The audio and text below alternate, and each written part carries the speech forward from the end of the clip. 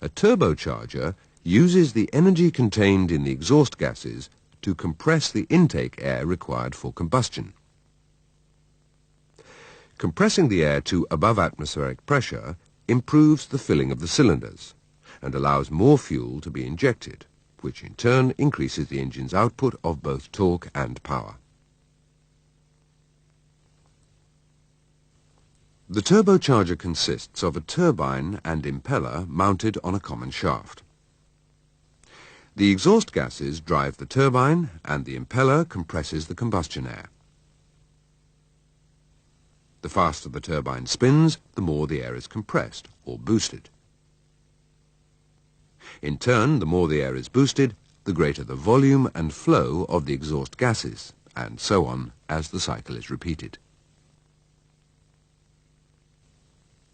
The engine can withstand only a certain amount of boosting, so a control valve, known as the wastegate, is fitted.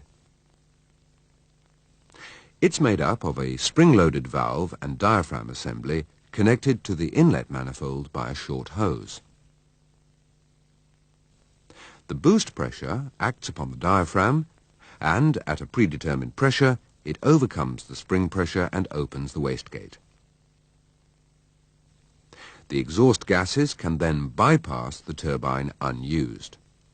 The turbine subsequently slows down and the boost pressure is reduced. The reduction in pressure causes the wastegate to close and the whole cycle begins again.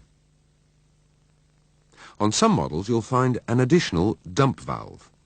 It's a fail-safe device which opens at a pressure higher than that of the wastegate. In the unlikely event of the wastegate failing to open, it dumps the excessive boost pressure to atmosphere, so protecting the engine from possible damage.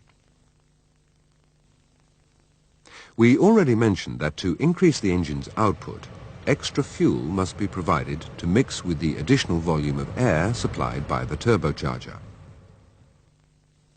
The injection pumps of turbo models have a boost pressure control device. Internally, a diaphragm supported by a spring is connected via an additional linkage to the control sleeve of the high-pressure plunger. Externally, a hose joins the unit to the inlet manifold. Under idling or part load, no additional fuel is necessary and the injection pump functions as normal. But under heavy load, the boosted inlet air forces the diaphragm down and via the linkage, the control sleeve is moved to the right. Thus, more fuel is delivered to the injectors and the engine's output is increased. When the load decreases, the turbo slows down, the boost pressure reduces, and the diaphragm and control sleeve return to their normal positions. Intercooling. Intercooling offers a further increase in the power output for the turbocharged diesel engine. As the turbocharger compresses and accelerates the air flowing into the engine, it also becomes hot. Under extreme full load conditions, the air leaving the turbocharger can reach 110 degrees C before it enters the engine.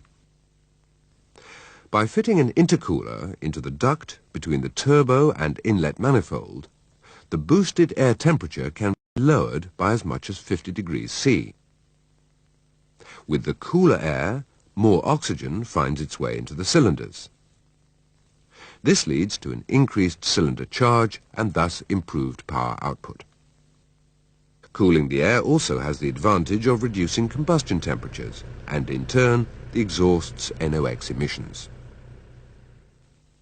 In construction, the intercooler is similar to a radiator. Instead of water passing through the core, though, it's the boosted air. The air is then cooled by the vehicle's normal airflow passing over the fins.